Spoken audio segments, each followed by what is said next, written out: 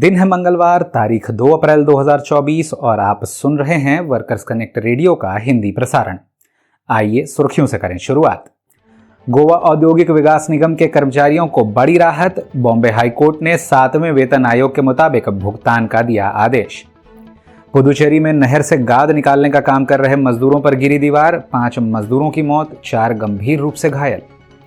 Supreme court ने मजदूर के खिलाफ नाहक कानूनी मामले दर्ज करने के लिए राजस्थान सरकार को लगाई फटकार, 10 लाख रुपए मुआवजा देने का भी दिया निर्देश। किराना डिलीवरी कंपनी इंस्टाकार्ट को संयुक्त राज्य अमेरिका में गिग वर्कर्स कानून का उल्लंघन करने के लिए $7,30,000 का लगा जुर्माना। और बांग्लादेश के गाजीपुर में वेतन और त्योहार बोनस के लिए कपड़ा मजदूरों का विरोध प्रदर्शन हुआ तेज। अब खबरें तफसील से।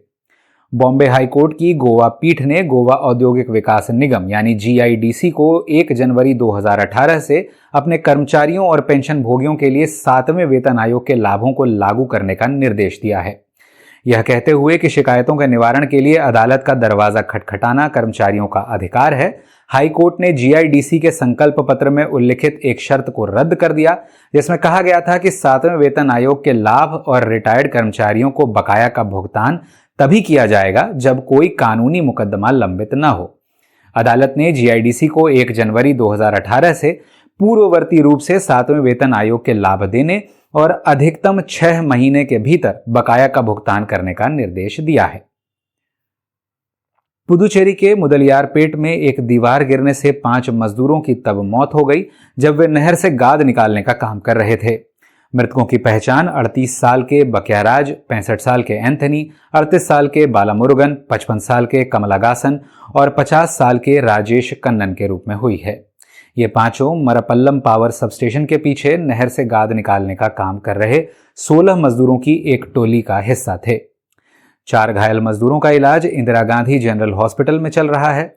पुलिस ने ठेकेदार और ओवरसियर के खिलाफ भारतीय दंड संहिता की धारा 304A गैर इरादतन हत्या, 337 और 338 के तहत आरोप दर्ज किए हैं।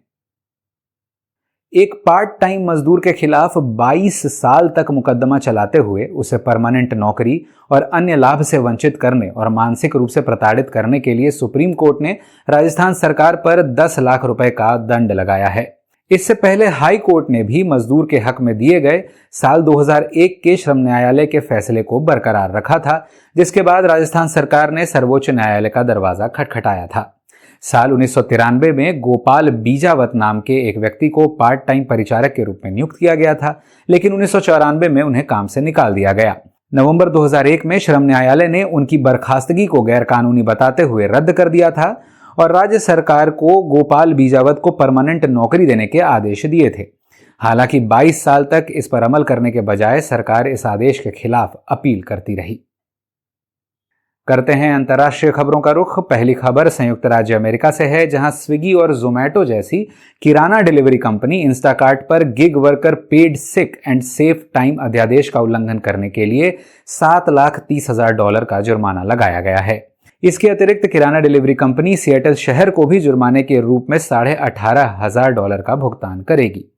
एक जांच में पाया गया कि कंपनी ने जुलाई 2020 और मार्च 2024 के बीच 5,567 से भी अधिक मजदूरों के लिए अध्यादेश में निर्धारित बीमार पड़ने पर वेतन सहित छुट्टी और साप्ताहिक छुट्टी के नियमों का उल्लंघन किया।